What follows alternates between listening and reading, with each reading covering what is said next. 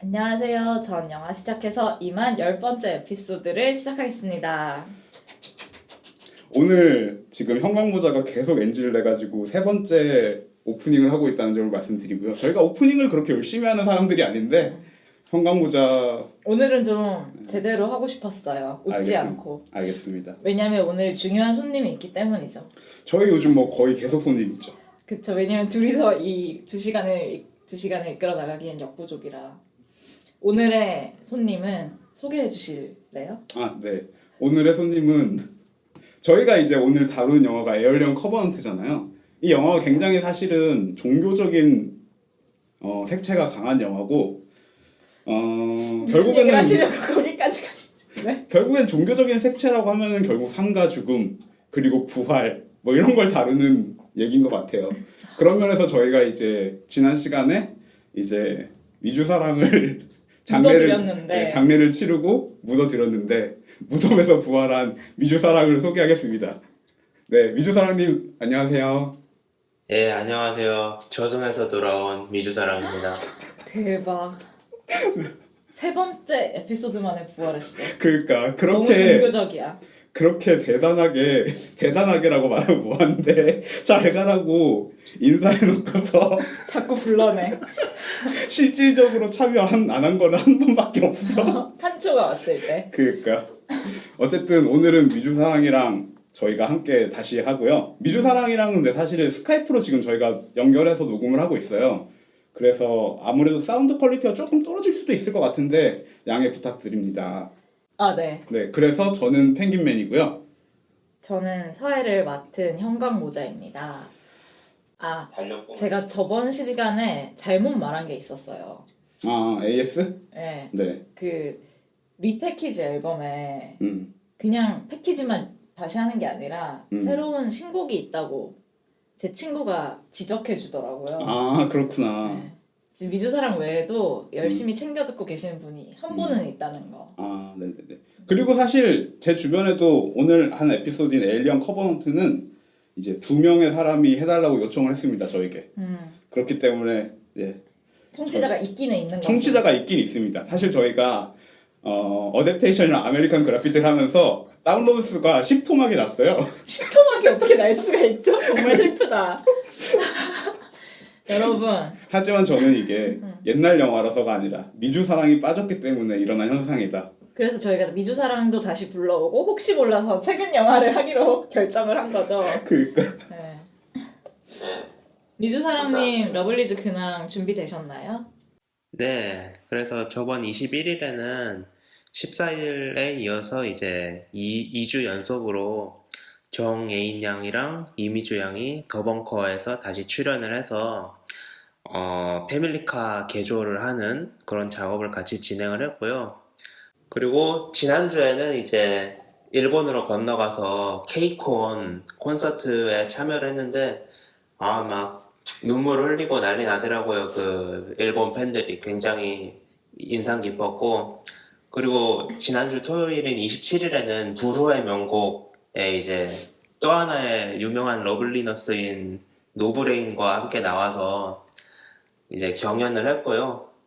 그리고 또 러블리즈 KC OST 군주 OST 나와서 이제 공개가 됐습니다. 이상입니다. 굉장히 활발한 활동을 하시네요. 역시 아이돌들이 진짜 열심히 사는 것 같아요.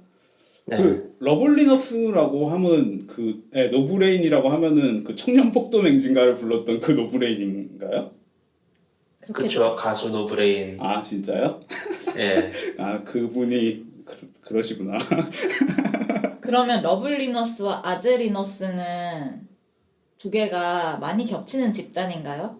아니 그냥 아재인 러블리너스를 아제리너스라고 부르는 거겠죠, 당연히. 그렇죠. 근데 그러니까 이게 그러면은 포함되는 관계구나. 그쵸. 집합. 부분 집합. 네, 부분 집합. 알겠습니다. 네. 제가 또 집합에 일가견이 있기 때문에. 그렇죠. 집합만 파신 분이라고. 네.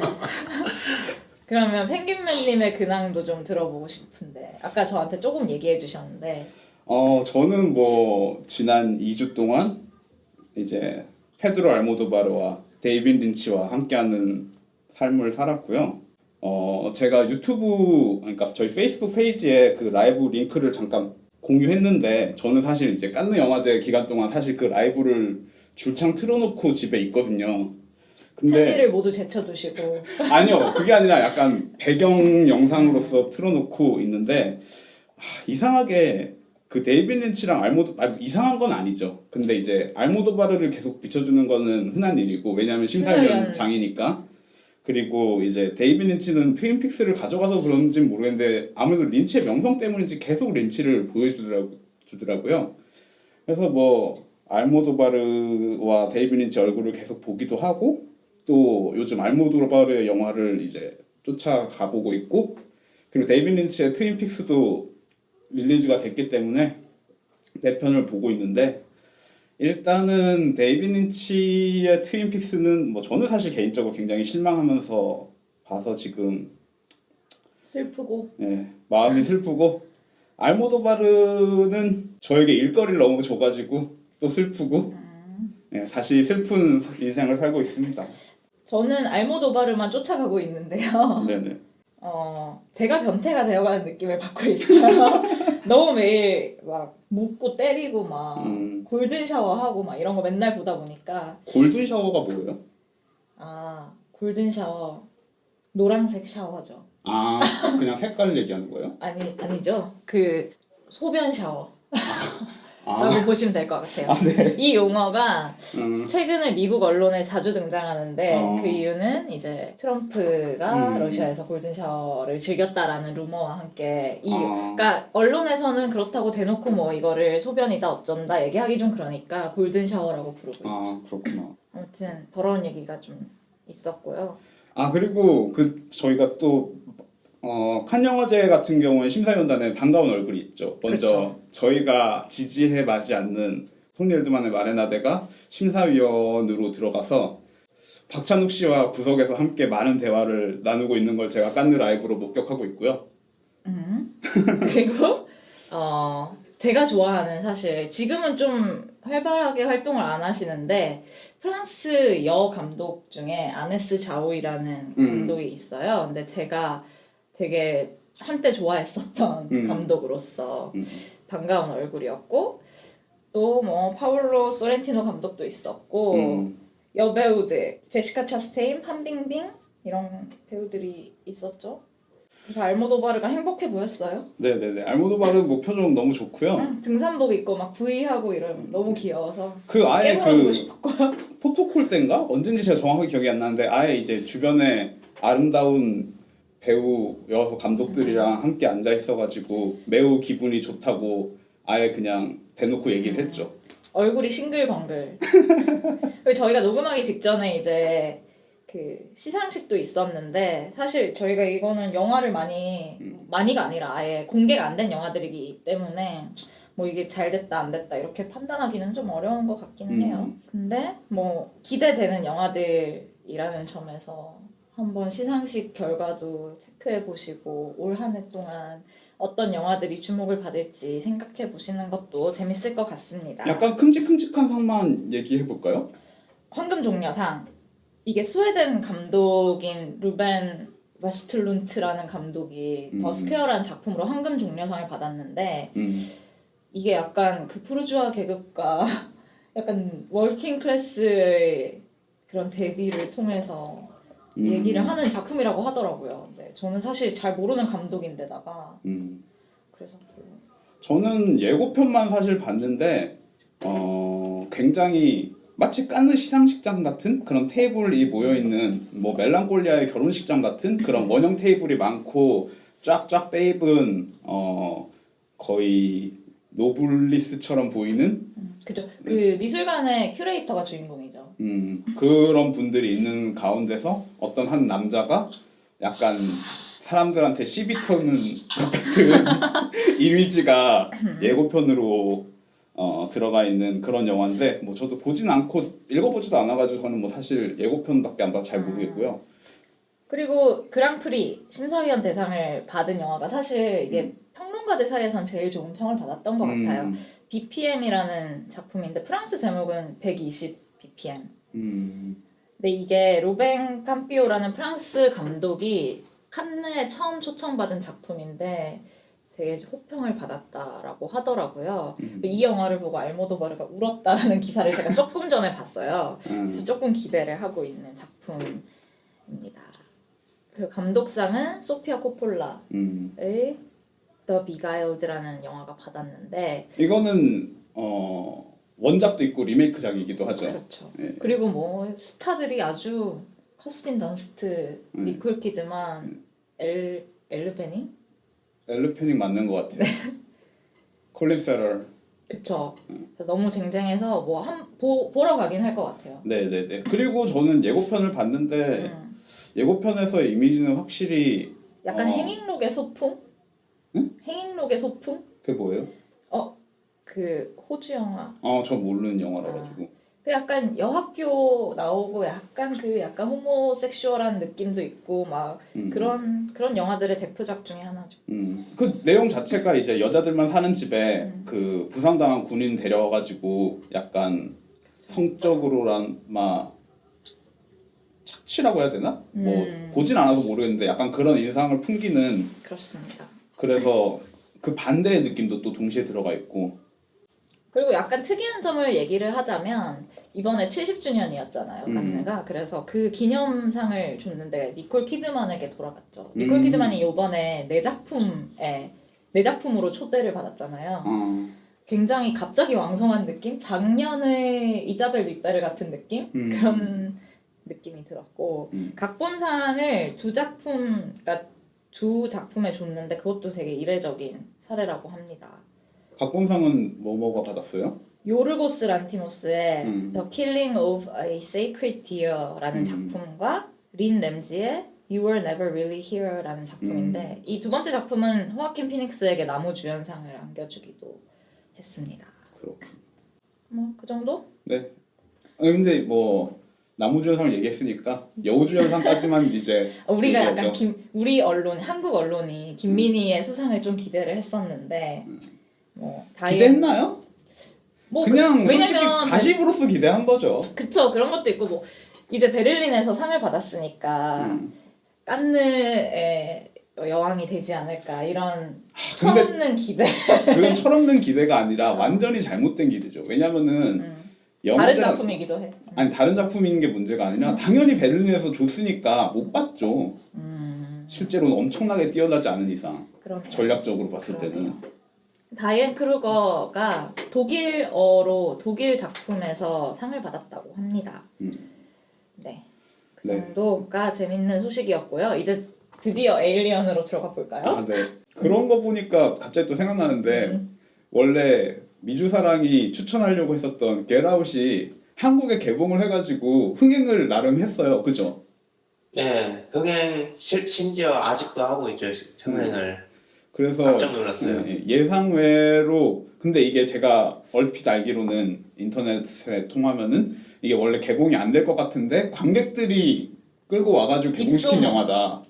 이런 얘기가 있더라고요. 그래가지고 되게 재밌는 현상이고 실제로 미국에서도 굉장히 흥행 중이죠. 아직도 흥행 중이고 이번 시네아스트 미국에서 유명한 영화 잡지인 시네아스트 개간지인 시네아스트 표지가 겟아웃이에요. 그래서 그 약간 흑인 영화 만들기, 영화 제작과 관련해서 많이 기사를 쓴 것 같더라고요. 저는 읽어보지 않았는데 그렇습니다. 그리고 저는 한국 영화의 배급 시장이 어떤 식으로 돼 있는지는 잘 모르겠는데 굉장히 볼 영화가 없으면서도 굉장히 의외로 금방 들어오는 영화도 꽤 많은 것 같아요. 지금 좀 있으면은 한국에서 알렉산드 이글레시아 이름 정확하게 모르겠네. 어쨌든 이글레시아의 더 빠라는 영화가 지금 한국에서 곧 개봉을 하거든요. 근데 이게 사실 미국에서도 개봉을 안 한 영화고 사실은 그런 점에서 문득 저는 이게 굉장히 어떤 누군가의 취향에 의해서 많이 결정되고 있는 건 아닐까라는 생각도 잠깐 해봅니다. 이글레시아의 영화는 은근히 한국에서 개봉을 꾸준히 잘하고 있거든요. 그래가지고 뭐 재밌는 것 같아요. 생각해보면 수입사가 동일한지 한번 나중에 찾아봐야겠어요. 동일할 가능성이 네, 높죠. 네. 네, 그러면- 에일리언으로 네네. 들어가고 있습니다. 잠깐 간단히 줄거리를 말씀을 드리면 이 리들리 스캇 감독이 시작한 이 에일리언 시리즈의 프리퀄 3부작 혹은 몇 부작이 될지 아직 모르는 이 프리퀄 시리즈의 두 번째 작품이고요. 첫 번째 작품은 프로메테우스였죠. 프로메테우스에서 그 프로메테우스호의 탐사가 실패한 10년 후를 다루고 있어요. 그래서 10년이 지난 시점에 이 커버넌트호는 이제 테라포밍 프로젝트의 일환으로 지구가 아닌 다른 곳에서 식민지를 찾기 위해서 떠난 사람들을 태우고 지금 오르가이 6라는 행성을 향해서 가고 있는 우주선이고요. 여기에 이제 이 식민화 테라포밍을 위한 그 전문가들과 또 콜로니스트들과 이 배 운항을 맡은 AI인 월터가 함께 탑승을 하고 있습니다. 근데 가는 길에 이제 오르가이 6가 7년이 걸리는 먼 곳에 있는 행성이잖아요. 그런데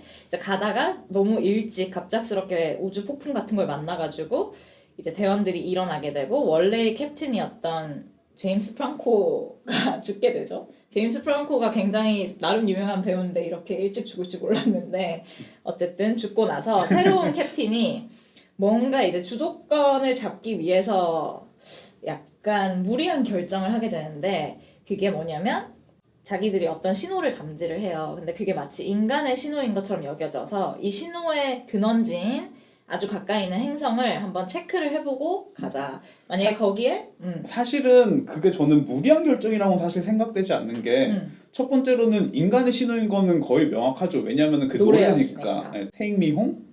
그쵸. 근데 다만 역으로 이게 Take Me Home 나 집에다 데려다 달라는 건데 구해주러 가지 않고 자신들이 거기에 그렇죠. 네, 어쨌든 제가 보기에는 좀 무리수인 결정을 내려서 근데 두 번째 또 측면에서 보면은 이 사람들이 지금 자다가 사고로 다 깨어났잖아요. 그렇기 때문에 다시 잘하고 얘기하는 거는 그쵸, 그 얘기를 하죠. 실제로 극 중에서 우리 모두 다시 이 그 수면 캡슐 안에 들어가기 힘든 상태니까 여기를 한번 가보자라고 해서 갔는데 이 행성이 사실 보니까 엄청 살기 좋은 환경인 거예요. 그런데 웃긴 건 아무것도 살고 있지 않은 거죠. 그래서 이 행성이 어떤 악몽의 장소로 돌변하게 되면서 이야기가 이제 에일리언 시리즈의 그 익숙한 괴수 영화로 돌아가게 되는데 거기에서 만나게 되는 게 전편의 거의 주인공이라고 볼 수 있는 AI 데이빗인 거죠. 프로메테우스에서의 데이빗.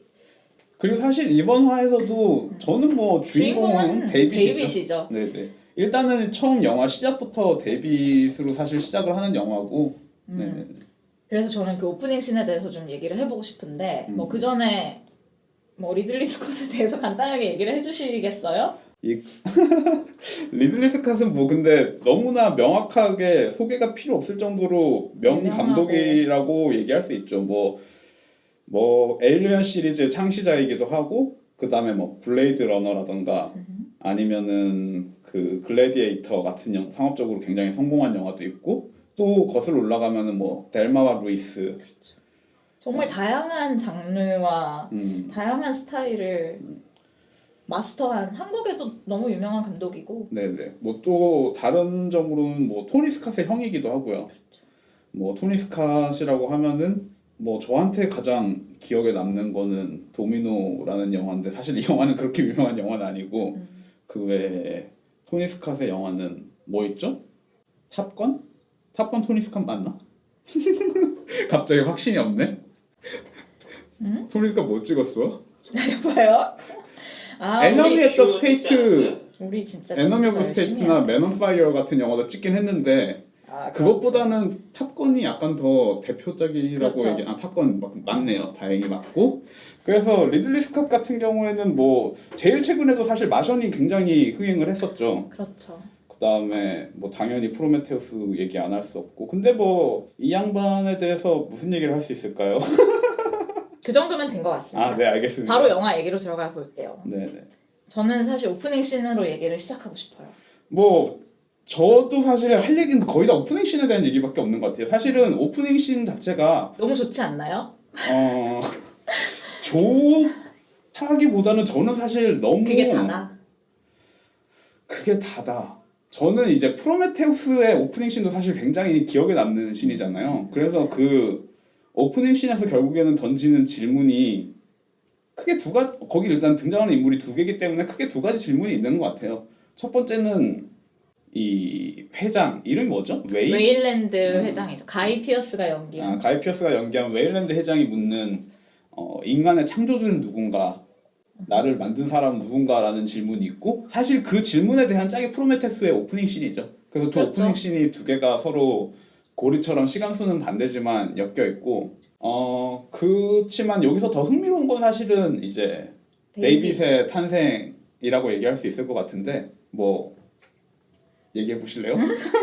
왜냐면 이 오프닝 씬이 프로메테우스보다도 더 이전의 시점이잖아요. 프로메테우스에서는 사실 웨일랜드 회장이 완전 쭈구리 할방구가 되어가지고 죽기 직전인데, 웨일랜드 회장의 젊은 모습이고 데이빗이 태어난 직후로 추정되는 시점이잖아요. 그렇죠. 그래서 이 데이비드가 자기의 이름을 정하는 장면이 들어있어요. 그러니까 회장이 네 이름은 뭐야? 라고 물어봤을 때 그 다비드상을 바라보면서 데이비드라고 얘기하잖아요. 네네네.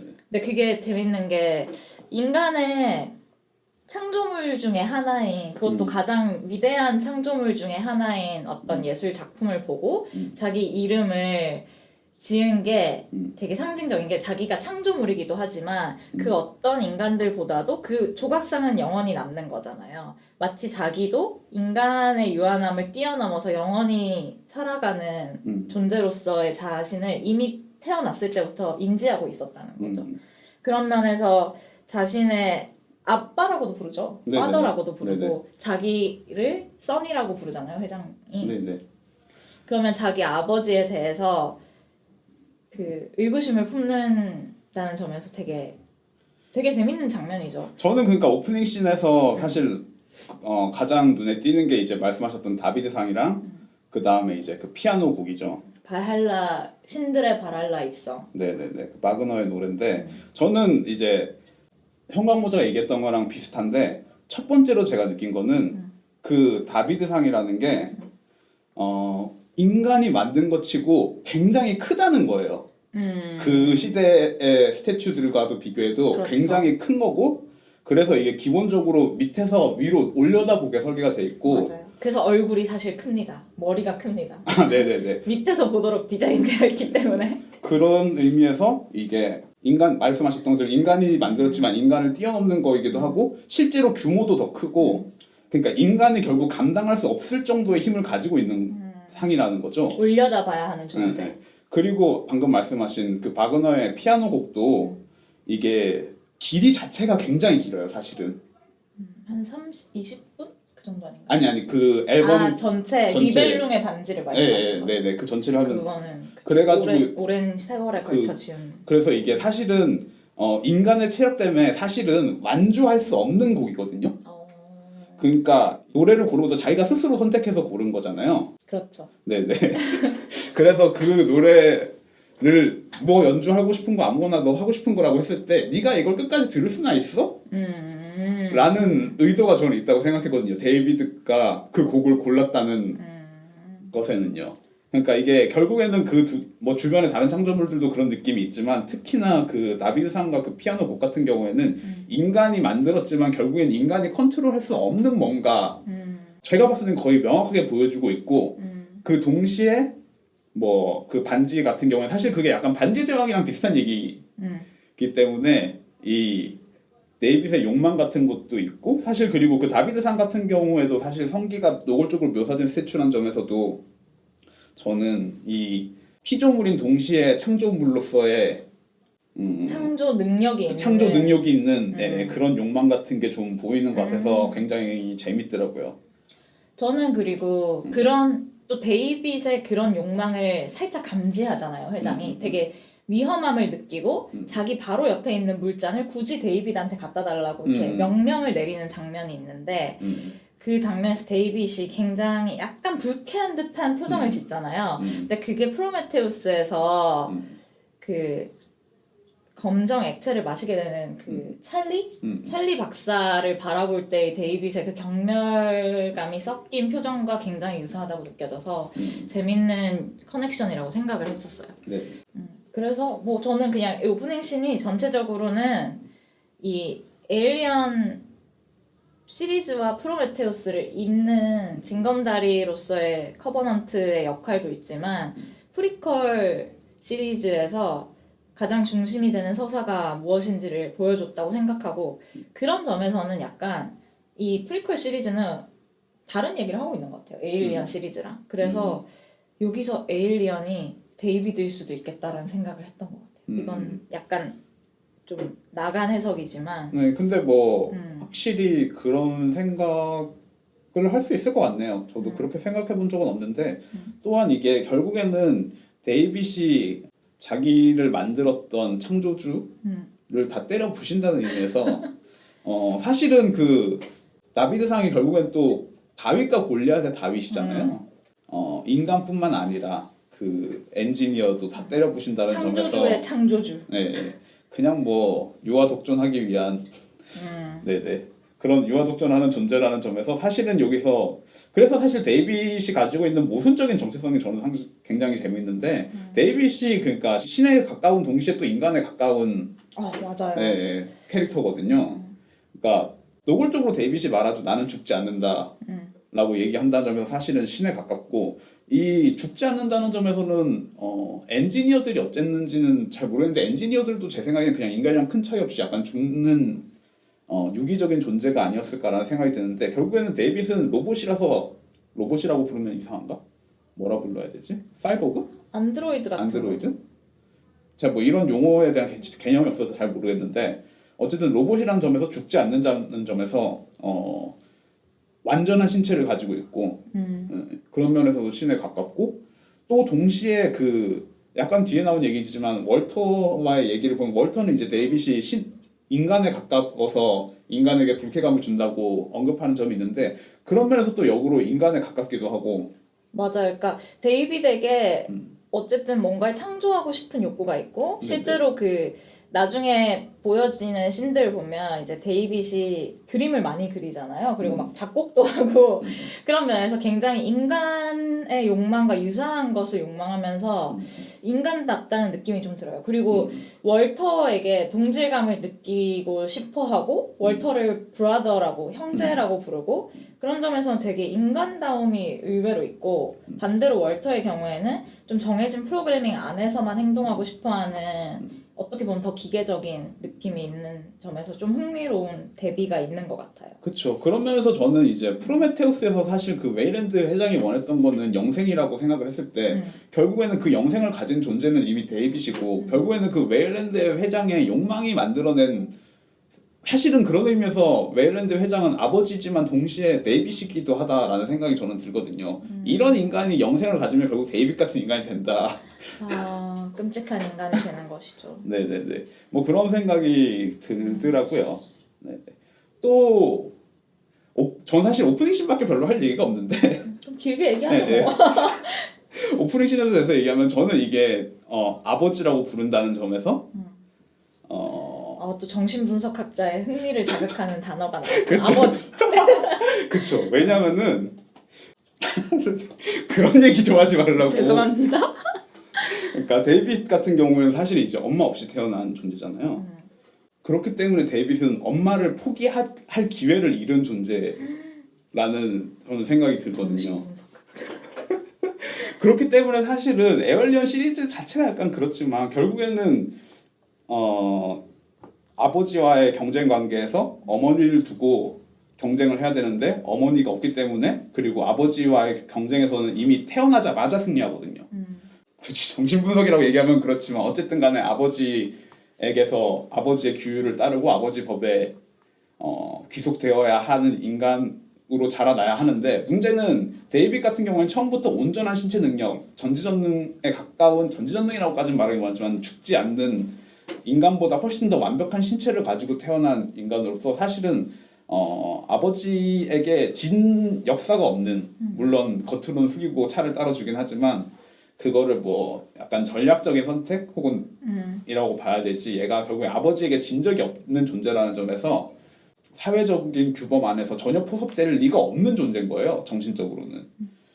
그런 면에서 사실은 이 영화가 물론 에일리언 시리즈에 비해서 굉장히 성적인 함의는 많이 줄어들었다고 생각함에도 불구하고 저는 이 얘기가 결국에는 데이빗이 여기저기 강간하고 다니는 얘기라는 생각이 많이 들고 사실은 아까 얘기했던 그 월터와의 씬에서도 사실은 리코더를 불잖아요. 맞아요. 사실 그거는 저는 굉장히 노골적으로 굉장히 노골적이죠. 네, 성기로 묘사되어 있다고 생각을 하고 그리고 사실은 데이빗이 만드는 것 자체가 C란 말이죠. 맞아요. 에일리언을 만든 게 아니라 제가 보기엔 얘는 C를 만든 거거든요. 그래서 이거를 그 쇼 박사 안에도 베개도 심고 네네. 저기도 심고 그러니까 결국엔 자기의 씨앗을 뿌리고 다니고 결국에는 최종적으로 이 영화의 끝에서 마더라는 컴퓨터가 탑재되어 있는 우주선을 점령한다는 점에서 결국에는 네네 자기의 씨앗을 뿌리고 다니는 동시에 어머니를 성취하는 뭐 그런 얘기에 가깝다라는 생각이 뭐 일단은 저는 든다고 느꼈어요. 마더는 사실 그 시리즈에서 계속해서 등장하는 그 어떻게 보면 2001 스페이스 오디세이의 할과 같은 존재잖아요. 그래서 사실 그 오리지널 에일리언 1편에서의 마더는 약간 부정적인 의미에서 마더? 약간 성별만 여자로 인식되는 어떤 굉장히 무자비한 시스템 같은 느낌이었는데 이 확실히 비중도 줄었고 이 프리퀄 시리즈에서는 왜냐면 그 이전엔 마더가 아니었죠 프로메테우스에서는 네 아니었던 것 같아요. 이 마더가 그리고 이 프로메테우스와 별로 중요하지 않은 포인트인데 프로메테우스와 커버넌트 사이에 시간이 흘렀는데 회사 이름이 바뀌어 있어요. 원래 웨일랜드였고 프로메테우스에서는 지금은 웨일랜드 유타니가 되어 있어요. 근데 그 사이에 회장이 죽었잖아요. 합병? 그쵸, 합병이 된 거죠. 근데 그 유타니라는 회사가 조금 더 뭐랄까 더 무자비하고 그런 회사라고 저는 알고 있어요. 아 그래요? 네, 그래서 아무튼 뭐 그런 변화가 있었을 수도 있고요. 재밌는 것 같아요. 마더라는 이름이. 뭐 그런 의미에서 다시 마더 안으로 돌아간다는 점에서는 그 안에 있다는 점에서 상당히 퇴행적이기도 하고 그리고 사실 그 안에 이제 수면되어서 자고 있는 인물들 이런 걸 생각하면은 그리고 C를 가지고 있고 또 동시에 커다란 자궁인 건가요? 그쵸. 사실 그거는 에얼리언 시리즈가 항상 가지고 있는 함의 거기에 이제 그쵸? 에일리언 성기 모양을 한 제노모프가 침투하는 이야기니까요. 마더의 우주선에. 그쵸. 그래서 사실 샤워씬에서의 그 에얼리언의 촉수라고 해야 되나? 그런 것도 뭐 사실은 샤워씬 안에서 다리 사이로 들고 있는 촉수는 뭐 또 굉장히 노골적인 성기를 연상하게 하는 이미지고 맞아요. 네. 사실 에일리언 시리즈 자체가 커다란 주제가 강간이죠. 이렇게 요약하니까 되게 거칠게 느껴지네요. 그리고 사실 우리 해석이 지금 좀 거칠게 그래서 내가 약간 몰아간 것도 있는데 아니 근데 사실은 그 에일리언 시리즈가 어떤 그런 강간 혹은 그 남성성의 그런 공격 그런 거라는 해석은 너무나 사실 많이 그쵸. 된 부분이라서 네네네. 단지 그게 좀 이 프리퀄 시리즈에서는 조금 더 줄어들고 대신에 네네네. 그 창조주와 창조물의 관계로 더 비중이 옮겨간 듯한 느낌은 있죠. 네네. 근데 저는 그러니까 거기서 지금 얘기하는 게 그럼에도 불구하고 이게 결국엔 아버지를 죽이는 얘기라는 점에서 그 창조주와 창조물에 관련된 얘기에서도 사실은 아버지를 죽이고 어머니를 차지하는 얘기다 혹은 여자를 차지하는 얘기다라는 생각이 드는 거죠. 그리고 오리지널 시리즈에서도 사실 에일리언이란 존재가 굉장한 순수한 악이라고 표현이 되고 실제로 그 공격성밖에 없는 존재로 묘사가 되는데 어쨌든 그것이 사람의 몸에서 탄생한다는 점에서 그게 사람의 어떤 자손이라긴 좀 뭐하지만 사람의 창조물이잖아요. 네네네. 그런 점에서도 이 프리퀄 시리즈의 주제를 가지고 있는 거죠. 그리고 사실 사람의 몸에 들어가서 나오기 시작하면서 에얼리언도 사실 뒤에 가면은 인격성을 좀 띠기도 하고요. 특히나 4 같은 경우에서는 레저렉션. 그 누구죠? 장피에르 주네가 만들었던 네 번째 시리즈 같은 경우에서는 뭐 이미 배 안에 있는 거 엄마와 네네네. 아이의 관계처럼 되는 네네네 그렇죠. 그런 게 있죠. 네. 그 저는 커버넌트를 처음 봤을 때 그냥 재밌었던 점 중에 하나가 에일리언이 이렇게 만들어지는구나에 대해서 조금 더 밝혀져서 그냥 그런 게 되게 순수하게 재밌었던 것 같아요. 그러니까 이 영화가 저는 프로메테우스보다는 조금 지루하고 덜 재미있었는데 반면에 그냥 에일리언이 저렇게 탄생했구나 이런 점에서 되게 재밌었어요. 어떻게 생각하세요? 저는 사실은 처음에는 재밌었는데 뒤로 갈수록 점점 지루해졌다고 해야 되나? 이게 뻔해서 뻔하다고 해야 되나?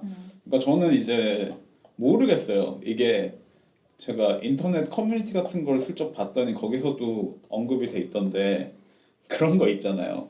안전하고 사람이 살기에 적합한 환경이라고 하지만 저런 미래 시대에 저런 투구 같은 그러니까 투구라고 해야 되나? 헬멧도 안 쓰고 가가지고 말도 안 되죠 사실. 포자에 감염되는 게 물론 뭐 그런 포자라는 게 왜냐면은 이게 그냥 좀 리들리 스캇이 좀 성의가 없다고 생각이 드는 게 사실은 그걸 쓰고 나가서 벗어도 되고 왜냐면 프로메테우스에선 그렇게 하거든요. 네, 그쵸. 그리고 쓰고 있다고 하더라도 사실은 침투할 수도 있잖아요. 연출은 충분히 그 사람이 그렇죠. 그걸 못할 능력이 아닌데 그래서 굳이 그런 식으로 처음에 바로 그렇게 먹잇감이 되는 것들과 그 시작부터가 좀 걸리더라고요. 그리고 이건 뭐 약간 영화 외적인 얘기인데 제가 영화 볼 때 맨 뒷좌석에 앉아가지고 사람들이 자꾸 들락날락 거려가지고 맞아요. 몹시 집중이 안 되더라고요. 저는 근데 요번 이 시리즈에서 조금 재밌었던 점이 모든 대원들이 탑승하고 있었던 대원들이 다 부부잖아요. 왜냐면 얘네도 이제 새로운 행성에 가서 어쨌든 자손을 만들어야 되고 정착하고 살아야 되니까. 그래서 약간 얘들이 멍청한 결정을 자꾸 하는데 그게 호러 영화에서 상당히 필수적인 요소잖아요. 우리가 호러 영화를 볼 때 쟤는 왜 굳이 저렇게 못 죽어서 안달이지 싶은 결정들을 하는데 나름 거기에 대한 감정적인 이유를 제공을 해줬다는 점에서 조금 재밌었거든요. 근데 아무리 그래도 저는 오람이라는 새로운 캡틴이 그 2,000명의 콜로니스트들이 잠들어 있는 우주선을 이끌고 갑자기 전혀 모르는 행성을 가보자라고 하는 게 너무 이해가 안 가긴 했었어요. 그래서 초반에 조금 왜 저런 무리수를 라고 생각했던 것 같아요. 아마 그런 것도 있겠죠. 바로 자기가 리더가 됐으니까 리더로서의 권력을 그렇죠. 행사해야 될 것만 같은 이게 여기서 내가 행사하지 않으면은 왠지 그냥 자신의 권위를 잃어버릴 것 맞아요. 같은 그런 불안이 저는 있었을 것 같아요. 그게 어떻게 보면 어떤 부정적인 남성성의 표현일 수도 있을 것 같아요. 네, 맞아요.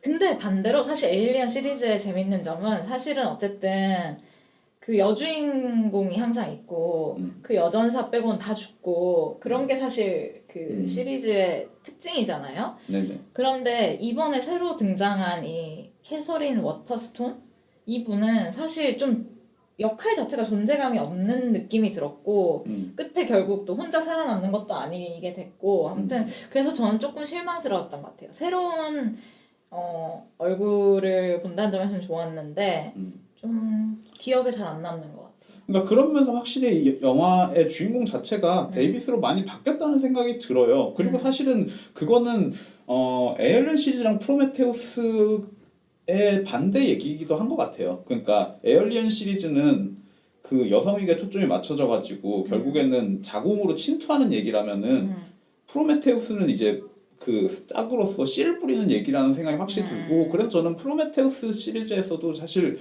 쇼 박사보다는 데이빗이 훨씬 더 강력하고 인상에 남는 캐릭터이기 때문에 하네요. 네네 그 확실히 저는 이 프로메테우스 그러니까 뭐라고 해야 되지? 이 프리퀄 시리즈라고 해야 되나? 이 프로메테우스와 커버넌트로 이어지는 이 프리퀄 시리즈가 에일리언 시리즈의 짝패로서 존재한다는 생각이 더 강력한 것 같아요. 네. 그러네요. 그래도 저는 제가 루미라 파스를 별로 안 좋아하는데 그래도 이 엘리자베스 쇼 박사는 액션도 있고 막 자기가 이제 배를 찍고 막 그 괴물을 꺼내고 이런 것들이 되게 어떤 영화적으로 흥미로웠거든요. 재미가 있었고. 그런데 요번에 이 데니얼스라는 역할은 도대체 뭘 했는지 알 수가 없는. 그게 결국에는 데니얼스의 역할을 뺏어간 게 결국에는 월터죠. 그러니까 맞아요. 데이빗과 데이빗의 그 다른 일종의 거울 이미지인 낙관주의자가 갑자기 불쑥. 그러니까 데이빗의 거울 이미지인 월터가 사실은 이제 데니얼스가 해야 할 역할을 상당 부분 많이 뺏어가서 그런 면이 확실히 있고요. 그리고 또 역으로 이제 아까 말씀하셨던 것처럼 확실히 가족을 많이 태우고 있어가지고 그러니까 저는 이게 왜 가족을 태운 거야? 라는 생각이 가장 먼저 들었거든요. 솔직히 가서 정착하고 살아야 돼. 짝짓기 하라고 지금 태운 거잖아요. 아니 그러니까 그게 무슨 상관이냐는 거죠. 사실 모르는 남녀 찍고 해도 어차피 살아가다 보면 그렇게 조금 되는 더 거는 인도주의적으로. 그게 인도주의적인지도 모르겠고 어차피 테라포밍 하는 과정에서 중요한 결정을 내려야 하는데 차라리 우성 유전자를 그러니까 뭔 우성 유전자냐고. 아니면은 차라리 그 자고 있는 사람 중에 가족이 있는 건 난 이해할 수 있는데 굳이 기본적으로 대원들을 그 그렇게 크루 했었어. 안에서 가족 관계가 존재하는 것 자체가 저는 솔직히 그러니까 별로 저는 이해가 안 이유를 되고. 주기 위해서였다고 생각해요. 그런 왜냐면 사실 그 행성을 탐사하는 동안 커버넌트 호에 남아있는 테네시라는 캐릭터가 굉장히 비이성적인 결정을 많이 하잖아요. 그거는 결국 자기 부인을 만나고 싶은 그런 거고 감정적으로 결정을 하게 만드는 그러니까 거죠. 문제는 그거는 동의하는데 문제는 제가 전에도 여기서 얘기했던 것 같아요. 헐리우드가 반성해야 되는 게 가족밖에 동력이 없다고. 맞아. 툭하면 가족으로서 그냥 그 이모션을 해결하려고 하는 것 자체가 안에서 이모션을 쌓지 않고 게으르다. 고민을 안 한다는 거죠. 미주사랑 너무 입에서 단내 날 것 같지 않나요? 아니에요. 치고 나갈 타이밍을 재고 있었기 때문에. 지금입니다. 네. 지금입니다. 근데 뭐지? 좀 한 달 만에 온 건가요? 좀 한지 오래돼서 그런지 타이밍을 못 채겠네요. 지금 저희의 실제 거리가 멀어서 그런 것 같아요. 일단 자기 안에 있는 다스베이더를 좀 꺼내 보시고요. 네. 지금 미주사랑이 스타워즈 캐릭터 옷을 입고 있거든요. 캐릭터라기보다는 뭐라고 해야 되지? 티셔츠. Expression of Vader라는 옷 써져 있는 다스베이더의 사진이 그려져 있는 티셔츠를 입고 있습니다. 그리고 그 붉은색 글씨와 붉은색 헤드폰이 깔맞춤이 되어 있고요. 네, 그렇고요. 네, 보이는 라디오 느낌을 위한 묘사 감사드리고요. 저도 사실 그렇게 많이 느꼈고 제가 원래 뭐 글 쓸 때라든가 우리 방송 준비할 때 남들 뭐 인터넷 커뮤니티라든가 남들이 쓴 평론 잘 안 읽거든요. 안 읽고 이거를 느낌을 얘기하려고 노력하는데 에이리언 보고 나서 좀 되게 답답한 느낌이 들었어요. 약간 뭐지?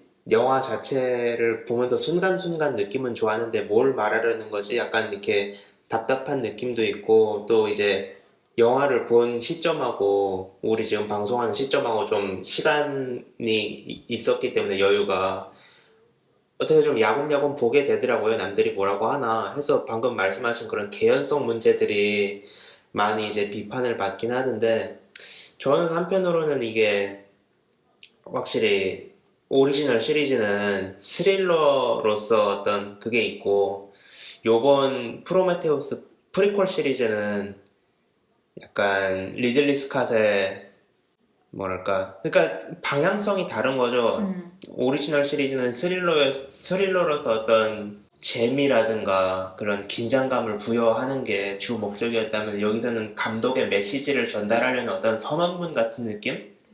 그래서 약간 개연성 같은 것도 많이 버리고 그런 생각이 들었어요. 근데 저는 이런 영화를 볼 때 개연성에 마음이 걸리긴 하지만 그걸 크게 문제 삼진 않는 편인 것 같아요. 특히 요즘 제가 매일매일 알모도바르 영화를 보다 보니까 그분은 뭐 개연성 같은 건 이미 옛날에 갖다 버리신 분이어서 이런 건 오히려 약간 이유라도 주려고 노력하는 느낌이 있지 않나요? 근데 개연성이 중요한 영화가 있고 그 영화마다 어쨌든 간에 예를 들어서 다세포소녀를 보면서 개연성을 따지지 않거든요. 아니 근데 그러니까 기본적으로 저는 물론 이제 SF이기도 하니까 이 영화 물론 호러 영화이기도 하지만 SF이기도 하니까 SF 같은 경우에 특히나 좀 더 뭔가 과학적인 배경을 원하고 조금 더 이제 논리적인 전개를 원하고 그런 마음은 이해가 가는데 아까 미주사랑이 말한 것처럼 이 프리퀄 시리즈에서는 그런 초점이 조금 포인트가 다르다고 해야 되나? 그러니까 저는 이 영화, 이 시리즈가 주는 질문들이 재밌는 것 같아서 굳이 그런 거를 크게 문제 삼지 않았던 것 같아요. 제가 보면서는. 아니 뭐 저는 근데 그 개연성이 뭐 심각하게 문제가 있다기보다는 걸린다는 얘기고 뭐 저는 그런 면에서 사실 여러 가지 또 이해하는 게 이 사람이 얘기하려는 거는 결국에는 창조주로서의 아버지와 창조물로서의 나 그리고 내가 다시 아버지가 되고 싶은 욕망 뭐 이런 것들에 관한 이야기 때문에 뭐 저는 뭐 그거는 크게 중요하진 않다고 생각하는데 그냥 좀 성실하지 못하다는 점에서 그냥 아쉬운 거고 뭐 저는 그런 점에서 바로 헌장을 죽인 것도 그 같은 맥락이라고 보거든요. 그 제임스 프랑코를 죽인 거. 예, 왜냐면은 그 자체의 아버지가 사라진 거잖아요. 뭐 그런 면에서는 결국에는 이 영화가 계속 아버지를 죽이고 여자를 취하는 뭐 그런 영화인 것 같아요. 그리고 저는 그 프로메테우스의 끝장면에 이제 쇼박사랑 데이빗이 어쨌든 엔지니어의 고향을 찾아서 떠나잖아요. 그러니까 네네네. 나의 창조주의 기원을 찾아서 떠나는 건데 네네네. 거기에서 사실 근데 그때 쇼 박사가 그걸 찾고 싶어 했던 거는 호기심이라고 생각하거든요. 그러니까 뭐 궁금하잖아요. 누가 날 만들었고 왜 만들었는지. 근데 물론 왜 만들었는지에 대해서는 에일리언 커버넌트에서도 답이 없지만 어쨌든 쇼 박사의 의도 자체가 뭔가 이 엔지니어들이 날 만들었는데 날 죽이려고 했어. 복수해야지. 이런 마음은 확실히 아니었을 것 같은데 어쨌든 의도치 않게 데이빗의 그 행동으로 인해서 복수를 하게 된 거잖아요. 다 죽여버렸잖아요. 그리고 데이빗도 자기의 창조주인 엘리자베스 쇼 박사를 사랑했다고 하지만 어쨌든 죽였고 그러니까 결국 약간 나를 만든 거에 대한 복수라는 느낌도 좀 들었던 것 같아요. 그게 되게 재밌었던 것 같아요. 저는 이제 결국에는 거기서 인간들이 하는 질문이 결국에는 나를 왜 만들었을까라는 질문에 대해서 그딴 거 없어 이렇게 하는 거 아닌가? 그렇죠. 그러니까 왜냐면은 제 기억이 정확한지 모르는데 프로메테우스를 본 지 너무나 오래됐기 때문에 다시 안 보셨구나. 프로메테우스에서 네, 저 다시 안 봤어요. 네, 프로메테우스에서 저는 그 답변이 이미 나와 있다고 생각하거든요. 맞아요. 그래서 사실 전 프로메테우스가 좋았어요. 프로메테우스에서의 답변은 만들 수 있으니까 만들었어라는 답변이 제 기억에는 안에 들어가 있었던 걸로. 그리고 저의 가설 중에 하나는 인간을 만든 이유는 물론 만들 수 있으니까 당연히 만든 건데 그냥 숙주로서 만든 것 같아요. 그 검은색 액체를 가지고 가서 내가 너네를 숙주를 써서 졸라 에일리언들을 다 만들어버릴 거야 막 이런 느낌이 있었던 것 같기도 해요. 물론 이제 이 커버넌트를 통해서 밝혀진 거는 데이빗이 결국 에일리언을 만들었다는 거지만 저는 그건 아니고요. 만들 수 있으니까 만들었던 말은 나는 군대를 만들려고 하잖아. 재미로 만들었다는 거예요. 그러니까 대단한 이유가 있는 게 그쵸, 아니고 그쵸. 그리고 이거를 저는 레고 블록에 비유하고 싶은데 이게 좋은 비유는 아닌 것 같아요. 근데 레고 블록 뭘 만들었으면은 그다음 다시 부셔야 다시 뭘 만들 수 있는 거거든요. 그러니까 그냥 창조의 행위라는 거는 필연적으로 파괴를 동반하는 행위고 왜냐면은 뭔가를 가지고 왜냐면은 여기에서 또 분명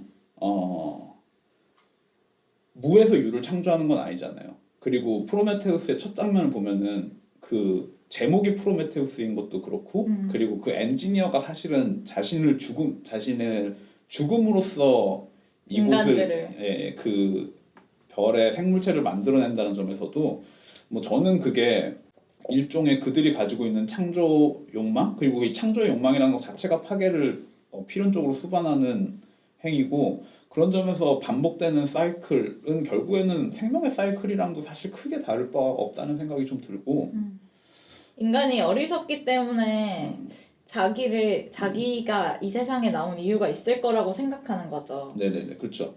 그런 점이 프로메테우스의 매력이었다는 건 확실한 것 같아요. 그런 점에서 이제 데이빗이 제가 계속 같은 얘기를 하고 있는데 데이빗이랑 쇼 박사가 같은 그러니까 그 엔지니어들의 별을 가는 거는 둘 다 엔지니어를 보고 싶지만 둘이 가는 이유는 다른 거죠 사실은. 왜냐하면은 쇼 박사는 자신의 기원을 찾아서 자신의 의미를 찾고자 하지만 데이빗은 자신의 아버지를 죽임으로써 자신의 의미를 획득하려고 하는. 맞아요. 네. 미안합니다. 아닙니다. 저도 그렇게 생각해요. 그래서 좀 재밌었던 것 같고,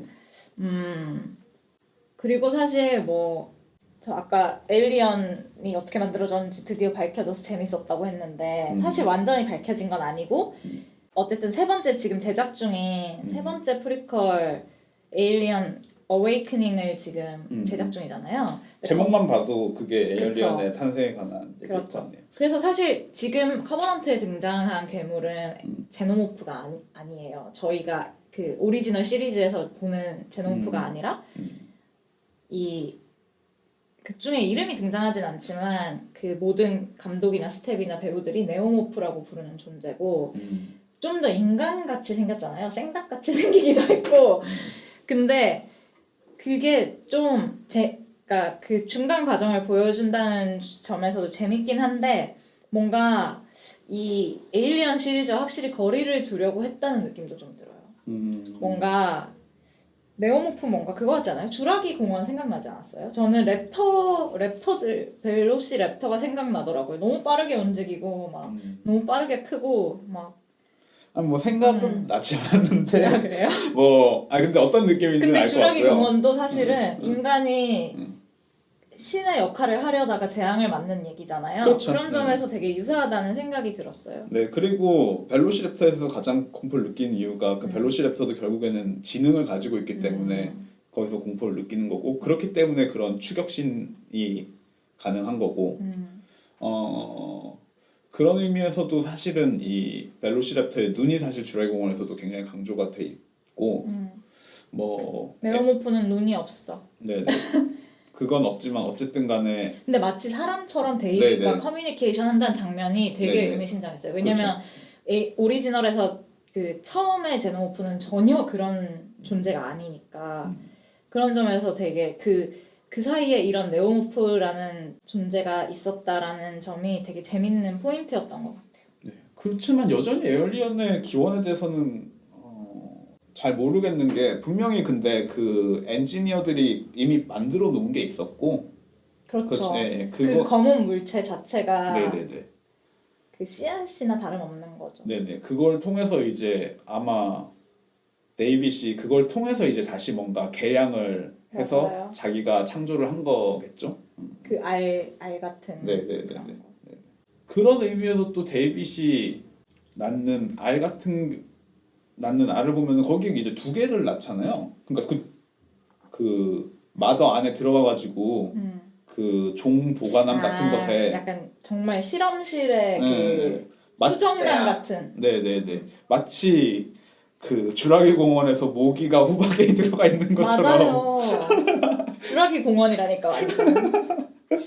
그래서 그걸 보면은 데이빗이 만든 게 결국 두 개인 건가요? 저는 사실 에어리언 시리즈에 대해서 뭐 잘 아는 사람이 아니라 가지고. 근데 지금 잠깐 저도 헷갈리는데 그 요번 커버넌트에서 캡틴 오람을 데리고 가서 알을 보여주잖아요. 그러면서 그 알에서 튀어나오는 게 페이스 허거잖아요. 우리가 익히 알고 있는 얼굴 감싸고 그 입속으로 들어가는 페이스 허거가 나오는데 네네네. 그 이 프로메테우스에서도 나왔었나요? 프로메테우스에선 그냥 그 병기 같은 거에 까만 물체가 들어있는 것만 있었죠. 저는 프로메테우스는 전혀 기억이 안 나니까. 페이스허거는 프로메테우스에서 안 나왔고요. 그 뭐지? 병 있잖아요. 방금 말씀하신 병. 거기서 뭐가 흘러나와서 뱀 같은 모양으로 뭐가 나왔죠. 지렁이랑 만나서 그게 뱀처럼 됐죠. 지렁이라고. 예. 맞아요. 그게 입속으로 들어가서 맞아요. 그래서 요번에 그러니까 에일리언 오리지널과 약간의 연결점이 있다면 그런 페이스 허거나 몸을 찍고 나오는 사실 체스트버스터는 아니었던 것 같긴 한데 어쨌든 등버스터죠. 등버스터. 백버스터죠 나름. 근데 그런 좀 더 익숙한 괴물들이 나왔다는 점에서 약간 이 에일리언 시리즈와 연결을 만들려고 했던 것 같고 그런 면에서 그러면 그 에얼리언이라는 알은 데이빗이 만든 거겠네요. 그런데 그런 면에서 에얼리언이라는 종 자체가 가지고 있는 특징은 결국엔 거기에 있는 것 같아요.